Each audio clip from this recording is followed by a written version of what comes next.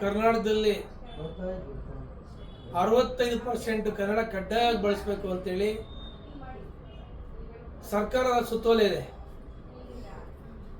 ಅದನ್ನೆಲ್ಲ ಈ ಅಂಗಡಿ ಮುಗ್ಗಟ್ಟರು, ಮಾಲ್ಗಳವರು, ಅನೇಕ ಬಿಸ್ನೆಸ್ ಮಾಡೋಂಥ ಜನಗಳು ಕನ್ನಡ ನಾಮಫಲಕಗಳನ್ನ ಕಡ್ಡಾಯವಾಗಿ ಬಳಸದೆ ಇವತ್ತು ನಮ್ಮ ಕನ್ನಡಕ್ಕೆ ಅನ್ಯಾಯ ಮಾಡ್ತಾ ಇದ್ದಾರೆ.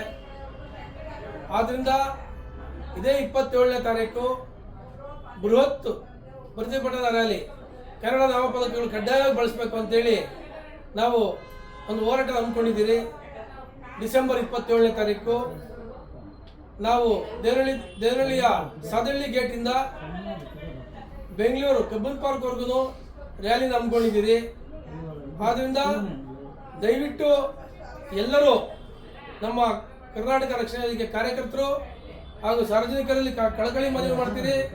ಎಲ್ಲರೂ ಆ ಒಂದು ರ್ಯಾಲಿಯಲ್ಲಿ ಭಾಗವಹಿಸಬೇಕು. ಯಾಕೆಂದರೆ ಇದು ಕನ್ನಡಿಗರಿಗೆ ಒಂದು ಸ್ವಾಭಿಮಾನದ ಪ್ರಶ್ನೆ. ಇವತ್ತೇನು ಉತ್ತರ ಭಾರತೀಯರು ಇರ್ಬೋದು ಅಥವಾ ದಕ್ಷಿಣ ಭಾರತೀಯರು ಇರ್ಬೋದು, ಬೇರೆ ರಾಜ್ಯದವರು ವಲಸೆ ಬಂದು ಇಲ್ಲಿ ಅವ್ರನ್ನ ಬದುಕನ್ನು ಕಟ್ಕೊಳಕ್ಕೆ ಬಂದಿದ್ದಾರೆ. ಆದರೆ ಅದರ ಜೊತೆಯಲ್ಲಿ ಅವರು ಒಂದು ನಮ್ಮ ಕನ್ನಡ ನಾಮಫಲಕಗಳು ಕಡ್ಡಾಯ ಬಳಸಬೇಕು ಅಂತೇಳಿ ನಾನು ಅವ್ರಿಗೆ ಮನವಿ ಮಾಡ್ತಾ, ಕಡ್ಡಾಯ ಬಳಸಿಲ್ಲ ಅಂದರೆ ಮುಂದಿನ 27ನೇ ತಾರೀಕು ಮೇಲೆ ಆಗುವಂಥ ಆಗುವುಗಳಿಗೆ ಅವರೇ ಜವಾಬ್ದಾರಿ. ಹಾಗೂ ನಿನ್ನೆ ಕಮಿಷನರ್, ನಮ್ಮ BBMP ಕಮಿಷನರ್ ಅವರು ಹೇಳಿದ್ದಾರೆ, ಫೆಬ್ರವರಿ 28ನೇ ತಾರೀಕು ಒಳಗೆ ಗಡುವು ಕೊಟ್ಟಿದ್ದೀರಿ. ಆ ಗಡುವಲ್ಲಿ ಯಾರು 65% ಕನ್ನಡ ಬಳಸಲ್ಲ ನಾಮಫಲಕಗಳ ಮೇಲೆ ಅಂಥವ್ರನ್ನ ಟ್ರೇಡ್ ರಿಲೇಷನ್ಸ್ನ ಕ್ಯಾನ್ಸಲ್ ಮಾಡ್ತೀವಿ ಅಂತೇಳಿ ಅವ್ರು ನಿನ್ನೆ ಪೇಪರ್ ಸ್ಟೇಟ್ಮೆಂಟ್ ಮತ್ತು ಮೀಡಿಯಾ ಸ್ಟೇಟ್ಮೆಂಟಲ್ಲಿ ಕೊಟ್ಟಿದ್ದಾರೆ, ಅವರು ಟಿವಿಯಲ್ಲಿ ಕೊಟ್ಟಿದ್ದಾರೆ ಅವರು.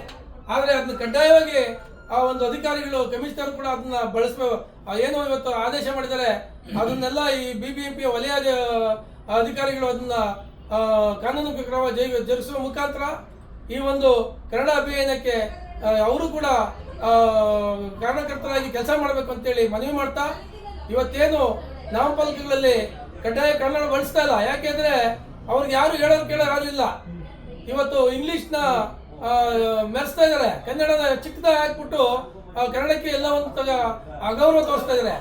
ಆ ಅಗೌರವ ತೋರಿಸೋರ ವಿರುದ್ಧ ಖಂಡಿತ ನಾವು ಯಾವುದೇ ಕಾರಣಕ್ಕೂ ನಾವು ಕ್ಷಮಿಸೋದಿಲ್ಲ. ಅವ್ರನ್ನ ಮುಂದಿನ ದಿನಗಳಲ್ಲಿ ಅವ್ರು ಕಡ್ಡಾಯ ಕನ್ನಡ ಬಳಸಬೇಕು ಅಂತೇಳಿ ನಾವು ಈ ಒಂದು ವಿಚಾರವನ್ನು ತಿಳಿಸ್ತಾ ಇದ್ದೀರಿ ಅವ್ರಿಗೆ.